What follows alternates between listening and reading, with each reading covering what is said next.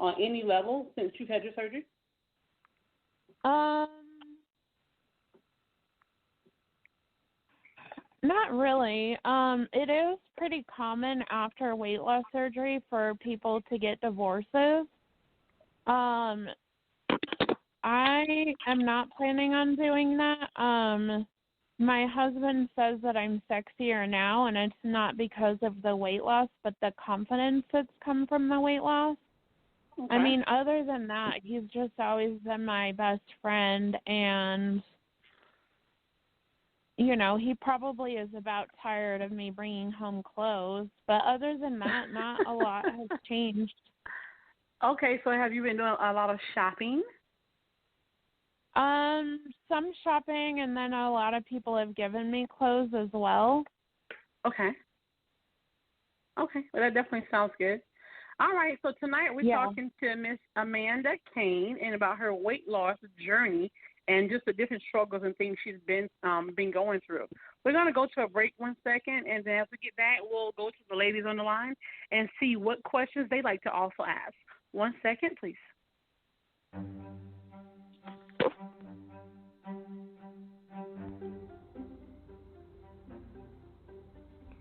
Hello, everyone. This is Kay with your trending news for today. According to the CDC.gov website, if you have a fever, a cough, a headache, fatigue, difficulty breathing, or other symptoms, you might have COVID-19. If you think you have contracted this disease, contact your health provider and keep track of your symptoms. This has been Kay with your trending news. Be careful and stay safe.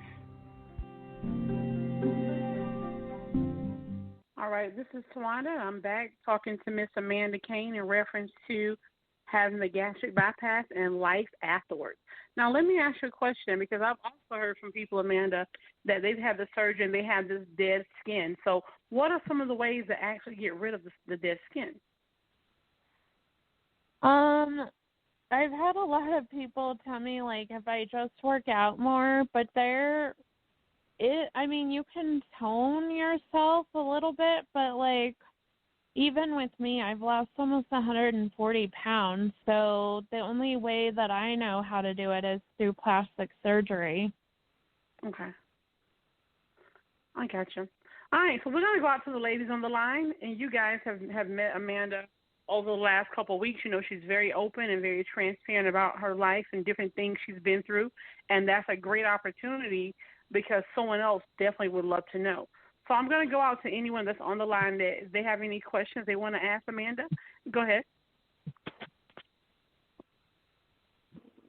Hi, Amanda. This is Steve. I wanted to ask you, do you have any regrets, and would you recommend the surgery to anyone else? Surgery is such a personal decision, but I personally don't have any regrets. I think, like, if I had any regrets, it was that the 6 months of my nutrition classes, I was like, oh, it's fine. I don't have to worry about my weight. And so at the end, to make my weight, I had to do a crash diet. So I probably wouldn't have had my weight loss journey start at the surgery. And then I guess my other, like, regret is not doing it sooner. But I think that, like, I definitely have seen some people that have complications. So if somebody wants to do the surgery, you know, making sure they know that, like, it's a surgery, there are risks. But yeah, I would recommend the surgery to anybody that's struggling with weight as long as, you know, a doctor says they're healthy enough to do it. Thank you. Uh-huh. Anyone else?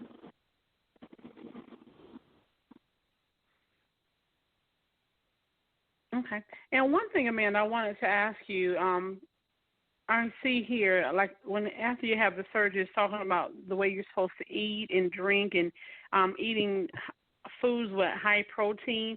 Is there any other types of restrictions that you actually have That's the first question. The second one is I've always heard, like, since your stomach is smaller, what happens if you attempt to overeat now? So the diet that I mostly follow, I mean, sometimes I cheat, I'm human, but I'm supposed to follow high protein, low carb, low sugar, low fat.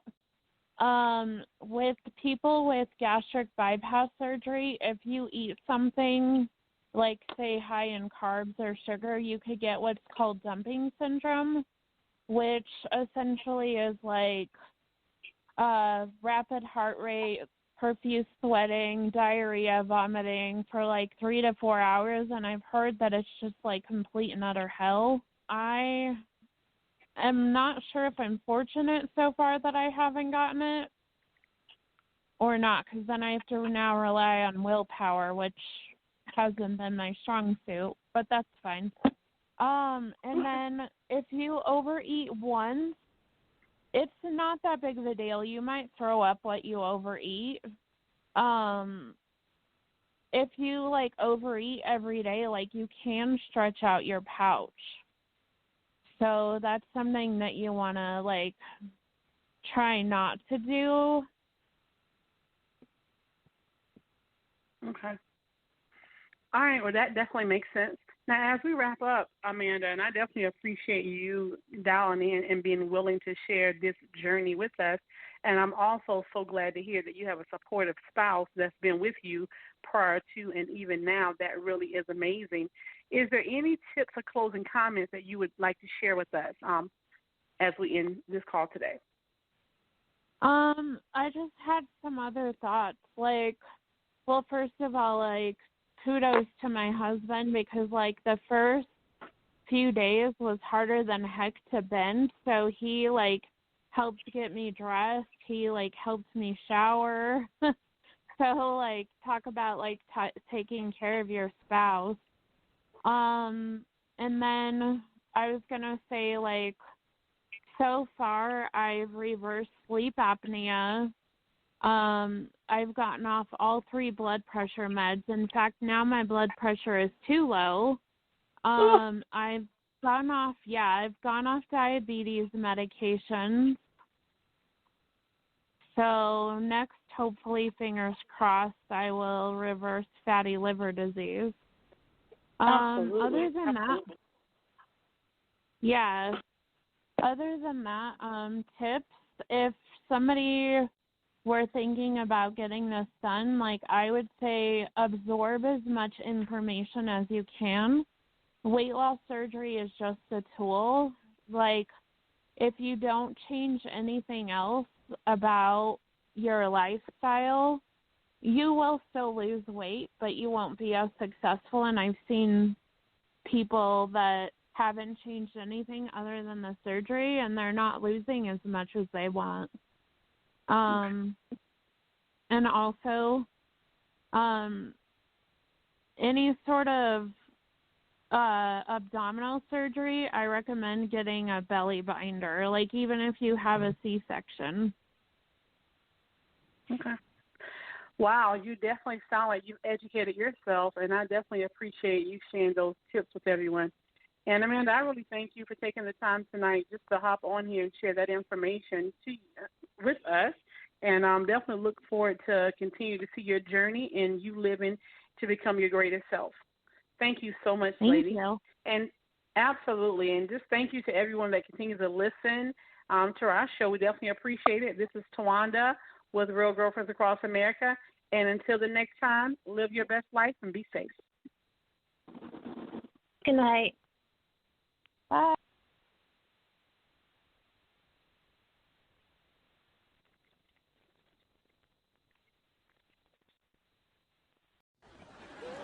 Thanks for listening to yet another great episode of The Real Girlfriends Across America.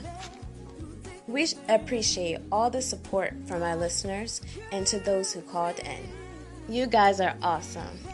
Listen to all of our episodes anywhere where podcasts are being played.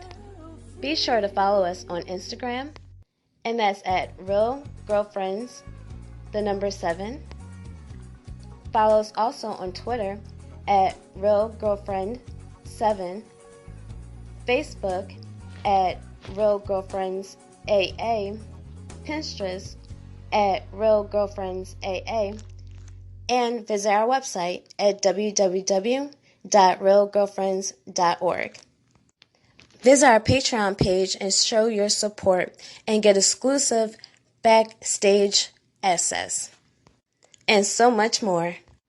Help us create content by visiting our Anchor page and supplying us with a donation. We appreciate it. Everything helps. Do you have a topic that you want us to talk about?